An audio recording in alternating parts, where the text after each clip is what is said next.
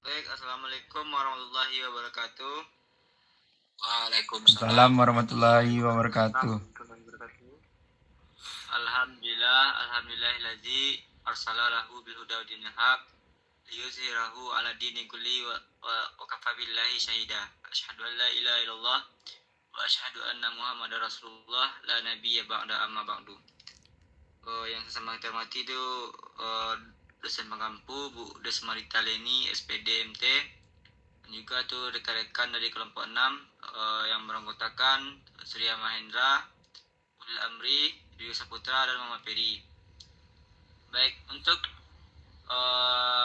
judul dari presentasi kami pada malam hari ini itu perencanaan dan pengendalian perawatan. Baik, untuk yang pertama ini akan saya bacakan.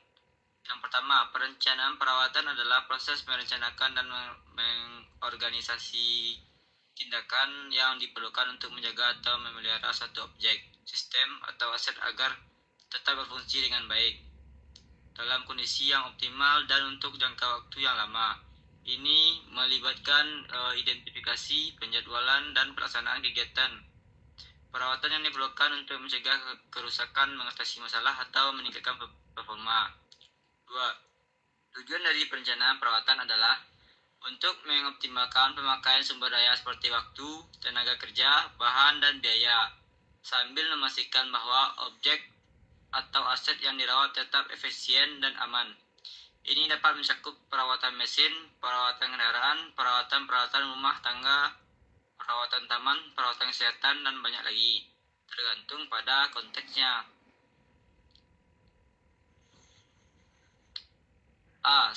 Sasaran perencanaan perawatan bisa mencakup. Yang pertama itu identifikasi kebutuhan, menentukan apa yang perlu dirawat atau dipelihara, apakah itu mesin, bangunan, kendaraan, atau aset lainnya. Kedua itu penjadwalan, menentukan jadwal perawatan yang rutin atau pencegahan agar dapat mencegah kerusakan atau kegagalan yang tidak terduga. Ketiga itu anggaran, menyusun anggaran untuk perawatan termasuk biaya peralatan, tenaga kerja, dan bahan yang dibutuhkan. Keempat itu sumber daya, menentukan siapa yang bertanggung jawab atau atas perawatan dan apa yang mereka perlukan untuk melaksanakannya. Kelima, pemantauan dan evaluasi. Ini mengevaluasi efektivitas perawatan yang telah dilakukan dan melakukan penyesuaian jika diperlukan. B. Berikut adalah langkah-langkah umum dalam proses perencanaan perawatan. Yang pertama itu identifikasi aset, identifikasi semua aset yang perlu dirawat, baik itu peralatan, properti, kendaraan, atau sistem lainnya. Kedua itu penilaian kondisi. Tentukan kondisi saat ini dari masing-masing aset. Ini dapat melibatkan pemeriksaan fisik, pemantauan, atau pengujian. Ketiga, penentuan sasaran perawatan. Tentukan sasaran perawatan yang ingin dicapai. Misalnya, meningkatkan umur pakai aset, mengurangi risiko kerusakan, atau meningkatkan efisiensi. Keempat itu penjadwalan perawatan. Buat jadwal perawatan yang mencakup perawatan rutin dan pencegahan. Pertimbangkan faktor seperti frekuensi, waktu yang tepat, dan prioritas. Baik, untuk selanjutnya itu akan dibacakan oleh Rio Saputra. Radio, waktu dan tempat dipersilakan. Baik, terima kasih pada Ulil Amri. Selanjutnya itu C. Berikut adalah beberapa faktor penting dalam perencanaan perawatan. Yang pertama, jenis aset. Jenis aset yang akan dirawat memainkan peran kunci dalam perencanaan. Aset tersebut dapat berupa peralatan, kendaraan, bangunan, sistem, atau bahkan manusia. Setiap jenis aset memerlukan pendekatan perawatan yang berbeda. Yang kedua, kondisi aset. Evaluasi kondisi saat ini dari aset tersebut. Penilaian kondisi ini akan memengaruhi frekuensi, jenis perawatan, dan yang diperlukan. Yang ketiga, sasaran perawatan. Tetapkan sasaran perawatan yang jelas. Apakah tujuan untuk memperpanjang umur pakai, meningkatkan efisiensi, mengurangi risiko kerusakan, atau mematuhi peraturan tertentu. Yang keempat, jadwal perawatan. Tentukan jadwal perawatan yang sesuai. Ini mencakup frekuensi perawatan mesin, dan waktu yang tepat untuk melakukan perawatan pencegah. D. Berikut adalah beberapa aspek pengendalian perawatan. Yang pertama, pemantauan kegiatan. Pantau secara aktif pelaksanaan kegiatan perawatan.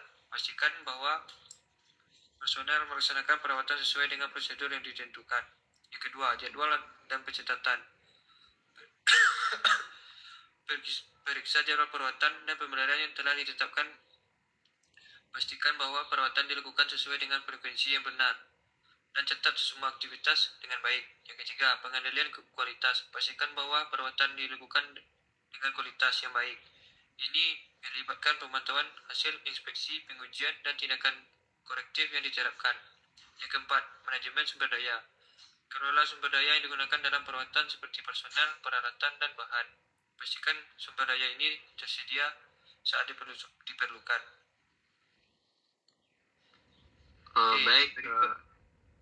Baik, terima kasih kepada Rio Saputra. Selanjutnya itu akan dibacakan oleh Saudara Muhammad Ferry. Kepada Muhammad Ferry, waktu dan tempat kita persilakan. Terima kasih Ulil. Selanjutnya, berikut adalah langkah-langkah yang terlibat dalam pelaksanaan proses pengendalian perawatan. Yang pertama, penentuan tanggung jawab. Tentukan siapa saja yang bertanggung jawab atas pelaksanaan perawatan. Jelaskan peran dan tanggung jawab masing-masing anggota tim perawatan. 2. Pengaturan jadwal. Pastikan bahwa jadwal perawatan telah ditentukan dan diikuti dengan ketat. Ini mencakup perawatan rutin, perawatan pencegahan, dan perawatan korektif yang telah dijadwalkan. Yang ketiga, pemeriksaan pra-perawatan.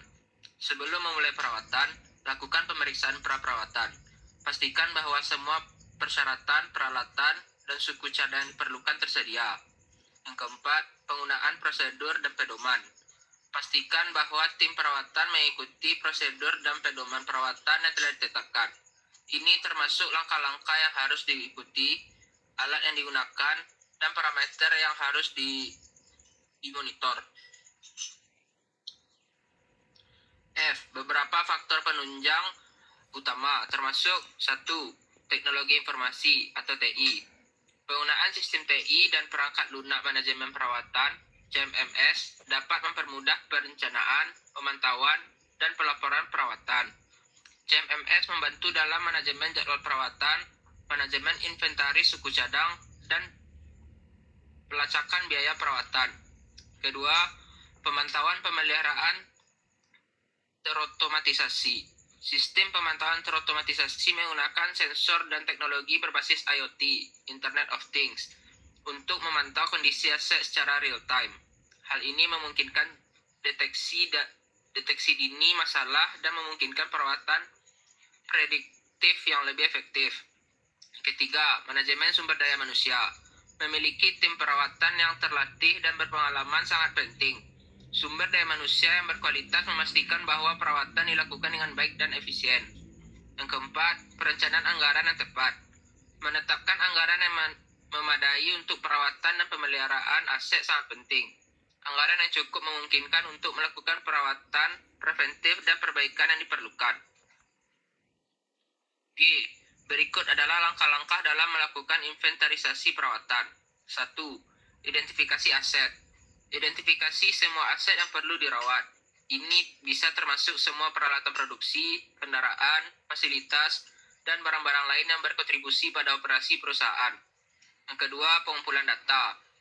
Kumpulkan data lengkap tentang setiap aset, termasuk spesifikasi teknis, tanggal pembelian, umur aset, sejarah perawatan, dan kondisi saat ini. Ketiga, penilaian kondisi. Lakukan penilaian kondisi aset untuk menentukan apakah perlu perawatan preventif atau korektif. Identifikasi masalah atau kerusakan yang perlu diperbaiki. Yang keempat, penentuan prioritas. Tentukan prioritas perawatan berdasarkan urgensi, dampak terhadap operasi, dan biaya perbaikan. Ini akan membantu dalam alokasi sumber daya yang tepat. Terima kasih kepada Saudara Ferry. Untuk selanjutnya itu akan dibacakan oleh Surya Mahendra. Kepada Surya Mahendra, waktu dan tempat kita persilakan. Terima kasih Saudara Ulil atas waktunya. Baiklah, saya akan melanjutkan presentasi ini. Berikut adalah beberapa langkah umum dalam identifikasi perawatan industri. Perawatan industri adalah serangkaian tindakan yang dilakukan untuk menjaga, memperbaiki, dan mengoptimalkan peralatan, mesin, fasilitas, dan sistem yang digunakan dalam industri. Identifikasi perawatan industri melibatkan proses untuk mengenali perawatan yang diperlukan agar proses pendistribusian dan operasi berjalan dengan efisien dan aman. Berikut ada beberapa langkah dalam klasifikasi perawatan industri. Yang pertama, pemeriksaan rutin. Yang dilakukan pemeriksaan rutin terhadap peralatan dan mesin untuk mendeteksi masalah awal sebelum mereka kembali ke masalah besar. Yang kedua, pemeliharaan preventif. Jadwalkan perawatan preventif berdasarkan rekomendasi produsen dan spesifikasi peralatan ini termasuk pergantian suku cadang, pelumasan, dan perawatan berkala. Yang ketiga, pemantauan kinerja. Gunakan sistem pemantauan untuk mengatasi kinerja peralatan. Sensor perangkat pemantauan dapat membantu mendeteksi perubahan dan operasi yang mungkin memerlukan perbaikan. Yang keempat, analisis kerusakan. Jika ada kerusakan atau kegagalan, lakukan analisis menyebabkan mencegah hal ini serupa terjadi di masa depan. Yang kelima, perencanaan perbaikan. Identifikasi perbaikan yang perlu dilakukan dan buat rencana perbaikan yang mencakup biaya, waktu, dan sumber daya yang diperlukan. Yang keenam, peliharaan perakiraan. Berdasarkan data pengalaman sebelumnya, buat rencana pemeliharaan jangka panjang untuk mengganti peralatan yang sudah tua atau yang memerlukan penggantian. 1. Perencanaan perawatan. 1. Perencanaan rutin. Pemeriksaan harian, mingguan, dan bulanan terhadap komponen penting mesin. Pengecekan kebocoran, suara aneh, atau gejala masalah lainnya. Pelumasan. Semua bagian memerlukan pelumasan. Yang mendapatkan pelumasan yang cukup mengganti oli secara teratur sesuai dengan rekomendasi produsen. Yang kedua, pembersihan. Membersihkan debu, kotoran, dan sisa-sisa yang dapat mengganggu kinerja mesin. Pembersihan komponen-komponen seperti filter udara, penggantian suku cadang. Mengganti suku cadang aus atau rusak, memiliki stok suku cadang yang penting. Yang ketiga, kalibrasi. Memeriksa kalibrasi peralatan pengukuran jika diperlukan. Pengawasan suhu. Memantau suhu mesin untuk menghindari overheating atau masalah lain yang disebabkan oleh suhu. Pergantian onderdil. Mengganti baterai, tali penggerak, roda gigi, atau komponen lain yang mengalami keausan. Yang keempat, pelatihan operator. Melatih operator dalam penggunaan yang benar dan aman mesin. Catatan perawatan. Membuat catatan perawatan yang akurat untuk membantu kinerja mesin seiring waktu. Perencanaan perawatan preventif. Membuat jadwal perencanaan preventif berdasarkan rekomendasi produsen. Perbaikan darurat. Menyiapkan rencana darurat untuk mengatasi masalah mendadak. J. Faktor-faktor penunjang pada sistem perawatan dapat meliputi: yang pertama, tenaga kerja. Keterampilan dan keahlian tenaga kerja yang terlibat dalam perawatan sangat penting untuk memastikan sistem berfungsi dengan baik. Yang kedua, peralatan dan teknologi. Kesediaan peralatan dan teknologi yang mutakhir dapat mempermudah pemantauan, pemeliharaan, dan perbaikan sistem. Yang ketiga, sumber daya finansial. Dukungan finansial memadai penting untuk mengganti suku cadang, melakukan perbaikan, dan menjalankan operasi perawatan dengan baik. Yang keempat, perawatan dan jadwal perawatan. Menetap jadwal perawatan yang teratur, pemeliharaan preventif dapat membantu mencegah kerusakan serius dan downtime yang tidak terduga. Yang kelima, manajemen inventaris. Memiliki sistem manajemen inventaris yang efisien membantu dalam mengolah suku cadang material yang diperlukan untuk perawatan. Baik, terima kasih kepada Surya Mahendra. Mungkin hanya segitu untuk presentasi kami pada malam hari ini. Jika ada terdapat kekurangan, kami mohon maaf. Saya sudahi. Wassalamualaikum warahmatullahi wabarakatuh. Waalaikumsalam warahmatullahi wabarakatuh. Warahmatullahi wabarakatuh. Mantap, so.